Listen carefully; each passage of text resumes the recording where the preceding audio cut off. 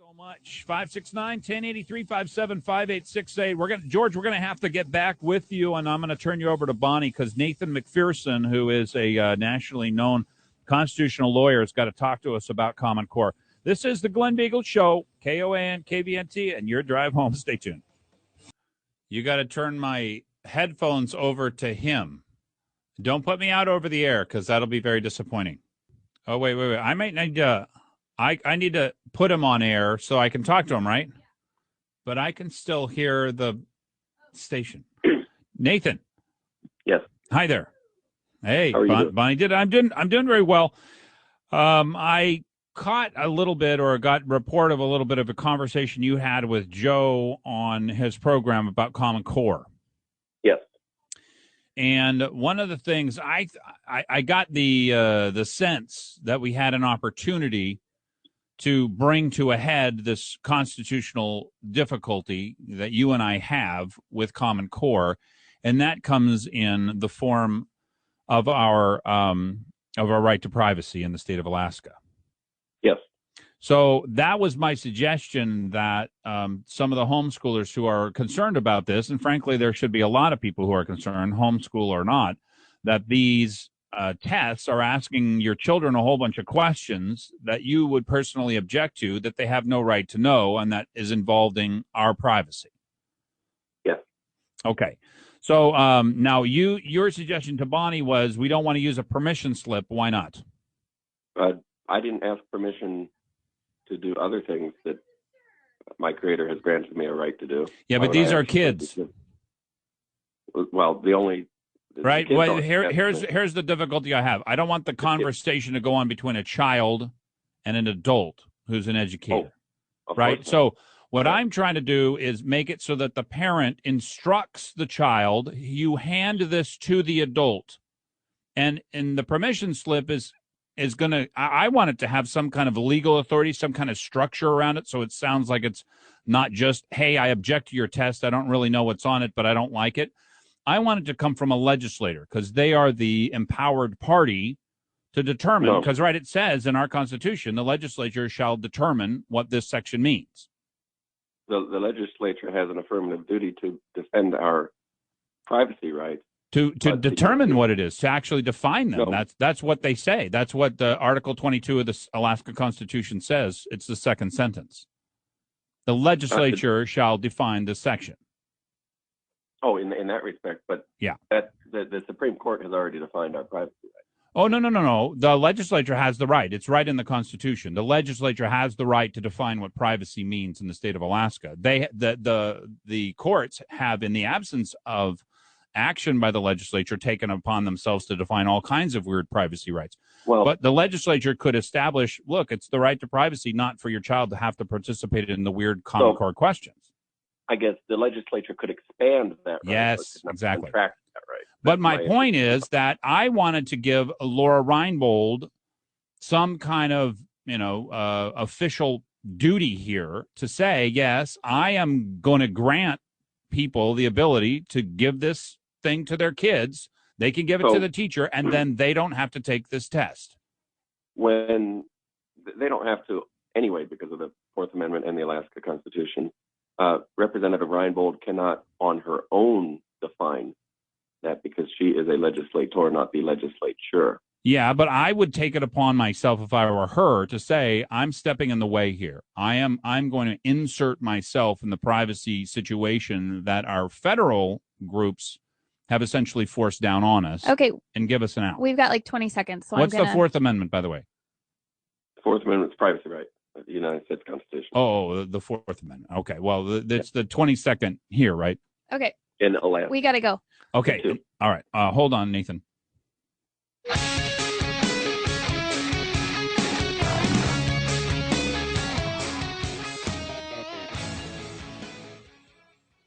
Five minutes after the hour sponsor for this hour of the Glen Biegel Show here on KOAN and KVNT is A&A The Shop, Alaska's independent Subaru Service Center, 562-3919 here in town. Yes, they'll take you to work. Just got to call ahead and make sure they got somebody to be able to do that. Best shop in Anchorage, you bet, 6 out of the last 12 years. It's an amazing accomplishment. They got the best warranty in the business. and ASE certified mechanics. 562-3919 out in Eagle River, 696-2096, atheshop.com. And they always have, by the way, they always have some kind of giveaway going on their Facebook page, as I recall. So that's another thing you can go and check out. But give them a call right now. If you've got a Subaru, they only deal with Subarus. That's the place to take it. You don't have to take your Subaru to is a constitutional lawyer here. He's here in the state of Alaska.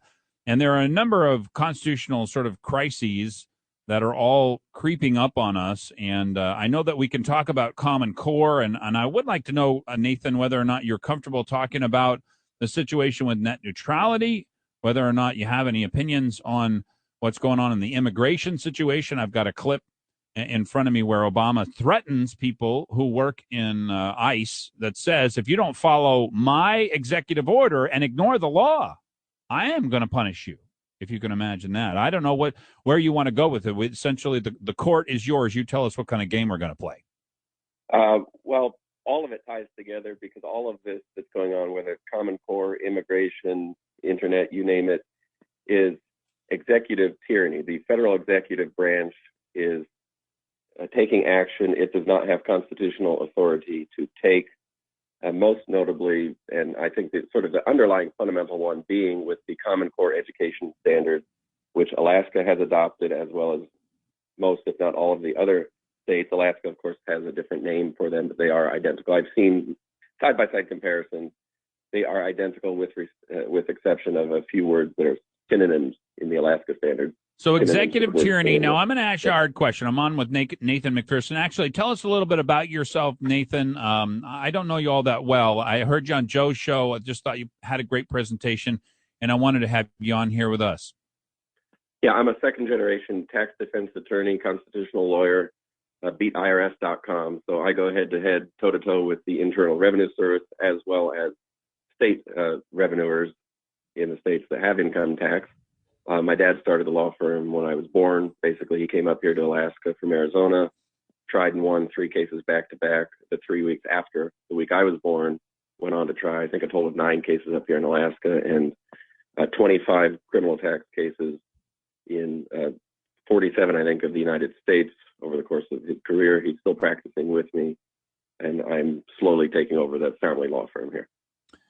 Well, look, I love this. I actually want my oldest daughter. I'm hoping she becomes a lawyer. And everybody says, well, look, we got so many lawyers. I'm like, we don't have very many good lawyers. We need a few champions. We need a few warriors, because I call lawyers warriors. And because you guys fight on a particular field of battle that if you don't have warriors to fight on that field of battle, you're going to lose every time. That is correct. And yeah, there are very few. That's, my dad and I didn't become lawyers because we like all the other lawyers, but rather because the rest of them, by and large, are not stepping up to the plate. Don't remember that we as lawyers, too, have taken an oath to defend the Constitution, just like the politicians. And very few of us do that. 9 minutes after the hour here on the Glen Biegel Show, 569-1080 is the number if you have a question for Nathan McPherson. Let me ask you the hard question before we get back into Common Core and what people can do about it. I heard some of the questions that are sort of at the beginning of that test, and I don't like any of them. Here's the hard question.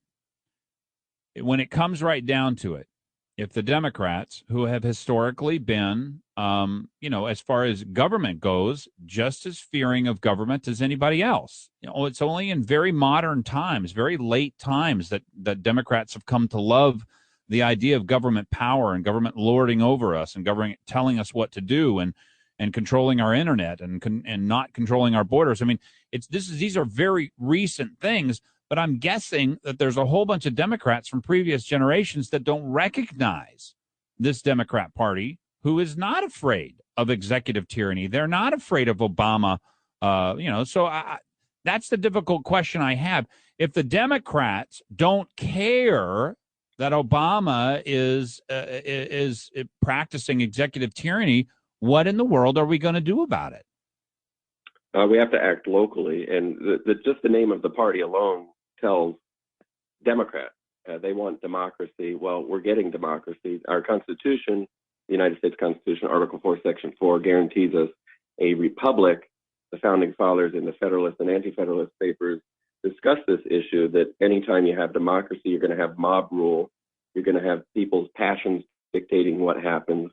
We've been seeing that just with the Ferguson riots and other things going on recently. And that gives the executive the opportunity to seize power. And founding fathers knew, and other political philosophers over the centuries have known, that anytime you have democracy, you get mob rule, it deteriorates into chaos. Well, this is the problem. As far as I can tell, I'm not hearing an answer to my question, which is, if the Democrats, who have apparently a majority, they won the last two elections, one by 9 million votes and the other one by 5 million votes, if they have an operational majority and they don't want anything other than mob rule, it seems like, what do we do? Yeah, it seems like we're in a pretty tight spot.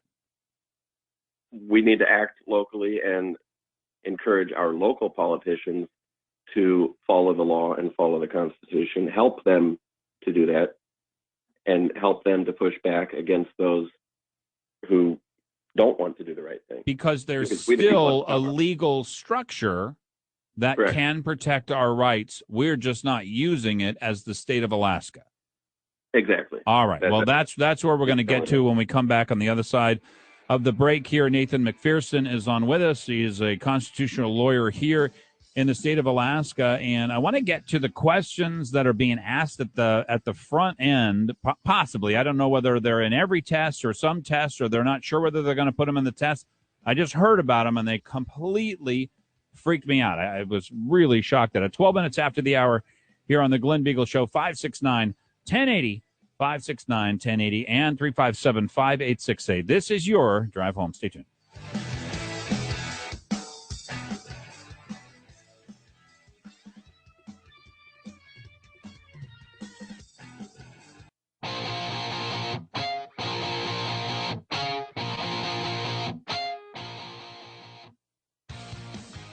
"16 minutes after the hour, I had to sit my son down, tell him, son, I don't want you to be a loser. At least not a Craigslist loser.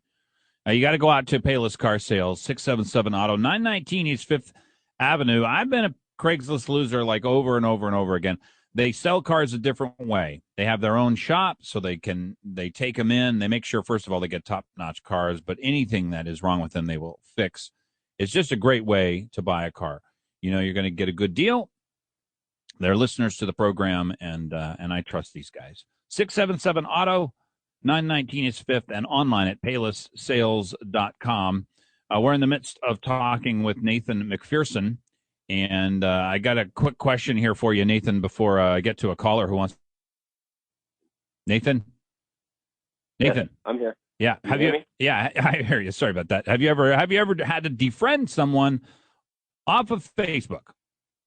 How do you come to ask that question? Well, we're looking for advice, and Bonnie has gone through this very difficult process of defriending somebody here in the last couple of days, and so we're just sort of taking a survey. What would you have done in that situation? In Bonnie's situation, I would have answered the question better, and therefore not. I was a little abrupt, not had or to abrasive, whichever one. I kind of go over the top. Nathan McPherson is a constitutional lawyer. I know that conservatives have to go above and beyond whenever we are talking with somebody who doesn't agree with us and who we are going to have some disagreements.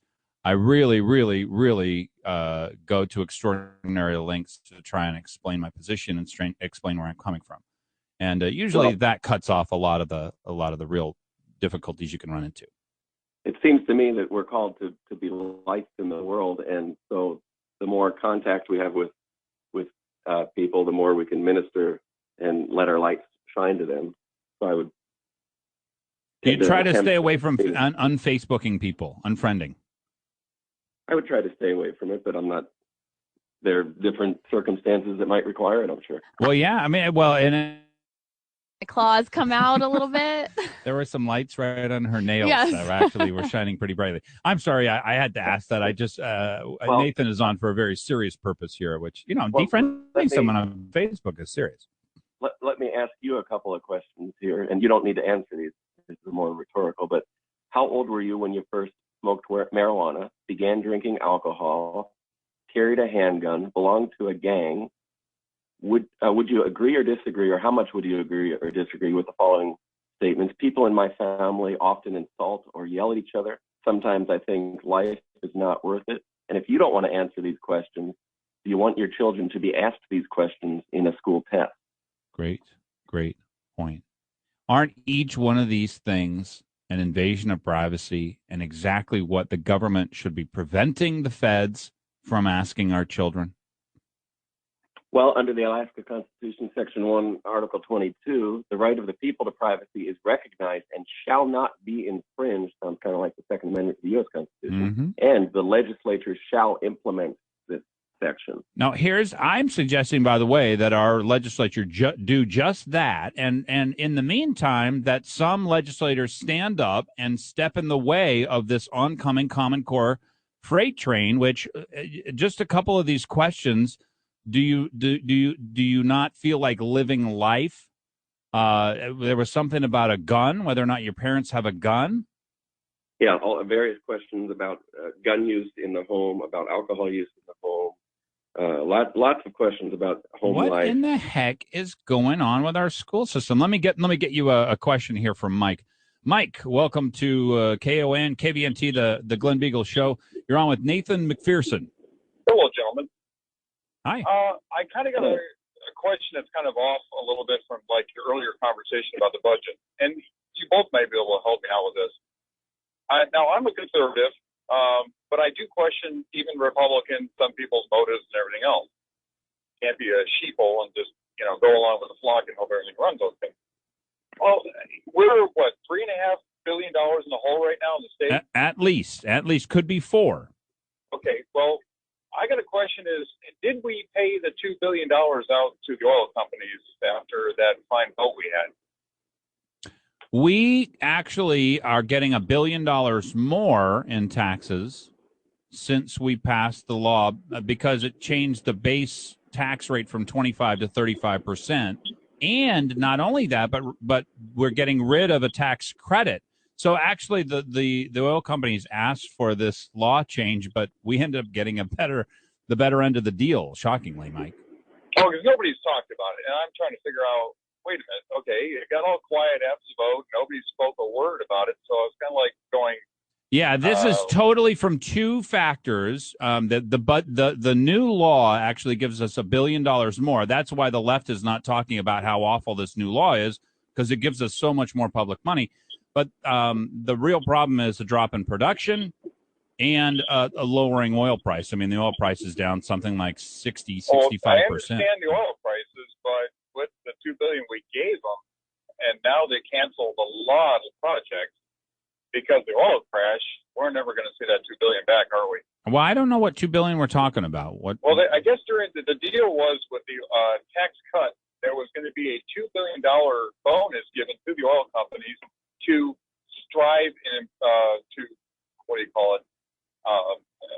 make more of a production to help out with projects that were supposed to be on the board. Well, I think what you're talking about is the investment tax credit, which was on and that was part of ACES that tried to incentivize people going out and exploring. It was on Parnell's deal. We were giving $2 billion to kind of. That was the number the other side used. But the problem with the $2 billion was it wasn't real. That was expecting that we had a certain price for oil and so on and so forth.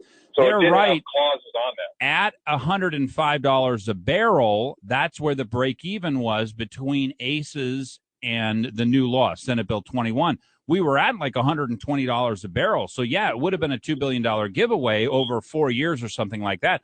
But then when we fell down below 105 and then below 100, then below 90, then below 80, actually the law has turned out to be a much, much bigger boon on behalf of the state. Oh, good. Okay. I was thinking we handed over the $2 billion and called it good. And no. Well, that's goodbye. Yeah, I remember that argument now. Yeah, that was based on $120 a barrel oil. Hey, Mike, I gotta let you go. Sorry about that. Nathan is on with us, and we took a little detour. Are you still okay? Yeah. You haven't defriended us yet? Nope. I appreciate that, staying with us. Sometimes, we got to take calls as we get asked them, and it's very important that we do that here on Talk Radio. You gave us a list of questions that are they asked in every state? In some states, could they be asked or not asked? And if a parent objects to these as an invasion of privacy and does not want their children to answer questions like this, what is a parent to do? Yeah, so different questions are asked at different times in different states. Alaska will be having this testing coming up in April. And I'd like to tell you exactly what's on that test, but it's a secret, and I guess I'd have to, Well, okay. Well, let's take worst case scenario. Worst case scenario is what? Give us the list of questions that your children on the Common Core evaluation tests that are coming up in the spring. All of these types of questions as to what's in your home, respecting guns, abuse, do people yell at each other? Various things like that. What are your political views? What are your parents' political views? Did you vote for Obama? Would you vote for Obama? What do you think about global warming? All of these types of things have been asked at various times in various places, and they won't tell anybody on the test. No parents have been able to find out what will be on the test. So these questions come from things that already have been asked, and the kids are taking these home afterwards, or some kids are taking that. Nathan McPherson is on radio with me, and you did just hear what he just said. I mean, it seems incredible that here are these crazy educators who, look, they don't fear of government finding out information about you, tracking you, asking your children questions that you are very uncomfortable with. I mean, there's all kinds of problems going on here, but we have a constitutional right to freedom from government invasion of our privacy, and that includes our children. How do we, is there a structure? Is there a process? I realize that the legislature could do that, but they don't even know what's on the test. In the absence of that, is there anything that a legislator could do, or the legislature should do right now? So under the Alaska Constitution, the legislature has an affirmative duty to defend our right to privacy. The second sentence in Article 1, Section 22 says the legislature shall implement this section, which says, is the section saying the right of the people to privacy is recognized and shall not be infringed. Alaska also has the basic Fourth Amendment, so to speak, right, or recognizes the same right that the U.S. Constitution, Fourth Amendment, general right to privacy, and you have to have a warrant to search somebody's house and that type of thing. That is also in here, but this is a separate section, specifically sort of like the Second Amendment, the right to bear arms. It's very, very strong. It's one of the strongest statements on privacy in the country. Our legislature has the duty here. Now, I don't know that we can get to the point and all that kind of stuff. My suggestion was probably a little odd, and it might sound a little weird, but I'm kind of asking a legislator to step forward, one or more, and say, if you want your children, if you're worried about privacy, an invasion of privacy from your children from this test, I will give you the ability not to take it. That's the best I can come up with, because I want some structure here where the child is not put in to tell a teacher, I'm not going to take your test, because that is an unfair and a really bad situation. Anyway, so that's what I'm suggesting. Nathan McPherson, beatirs.com is his website, and it sounds like you've got a lot of work to do with the IRS being as strong as it is these days. Yeah, we keep pretty busy. I'm sure you do. Thanks so much for being on the Glen Biegel Show. Thank you. Thanks for having me. All right. It is 28 minutes after the hour. Give us a call, 569-1080, 357-5868. We're going to give away a $50 gas card right now. Give us a call, 569-1080, 357-5868. Caller number 2.